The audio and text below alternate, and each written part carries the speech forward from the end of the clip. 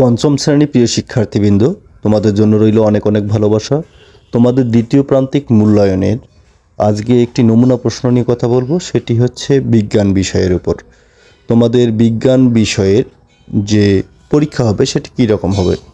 তোমরা 1 নম্বরে দেখতে পাচ্ছ সঠিক উত্তরটি উত্তরপত্রে লেখো, অর্থাৎ বহু নির্ভরশীল প্রশ্ন 4টি করে অপশন দেওয়া থাকবে।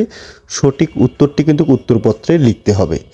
এরকম থাকবে 10টি প্রশ্ন থাকবে, 10টি প্রশ্নের জন্য থাকবে 10 মার্ক। তবে প্রতিটা উপজেলার পরীক্ষা কিন্তু আলাদা আলাদা প্রশ্নপত্র হবে। তবে এখানে যে প্রশ্নগুলো দেওয়া আছে প্রশ্নগুলো খুবই গুরুত্বপূর্ণ। 2 নম্বরে দেখতে পাচ্ছ সঠিক শব্দ দিয়ে শূন্য স্থান পূরণ করো।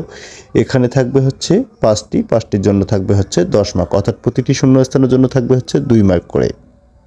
এরপর 3 নম্বর শুদ্ধ অশুদ্ধ নির্ণয় করো। এখানেও থাকবে হচ্ছে 10 মার্ক, 5টি থাকবে, 5টি শুদ্ধ অশুদ্ধ নির্ণয় করতে হবে।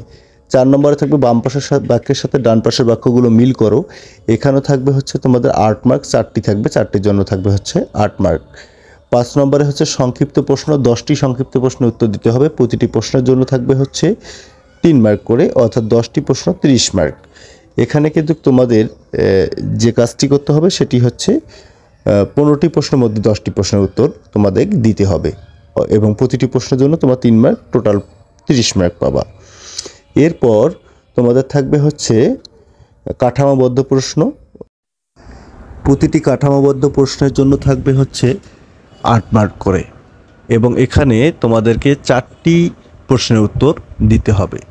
7টি বা 8টি প্রশ্নের মধ্যে 4টি প্রশ্নের তোমাদের উত্তর দিতে হবে এবং প্রতিটি প্রশ্নের জন্য যেহেতু 8 মার্ক করে, এটা কিন্তু খুব গুরুত্বপূর্ণ। সুতরাং এই অংশটা অবশ্যই তোমরা ভালো করে পড়বা।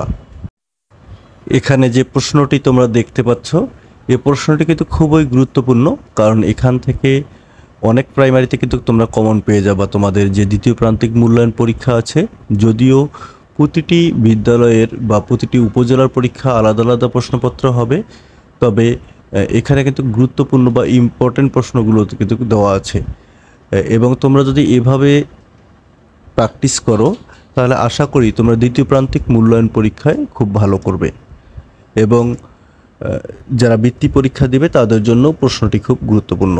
আজকের ক্লাসটি তাহলে এ পর্যন্তই।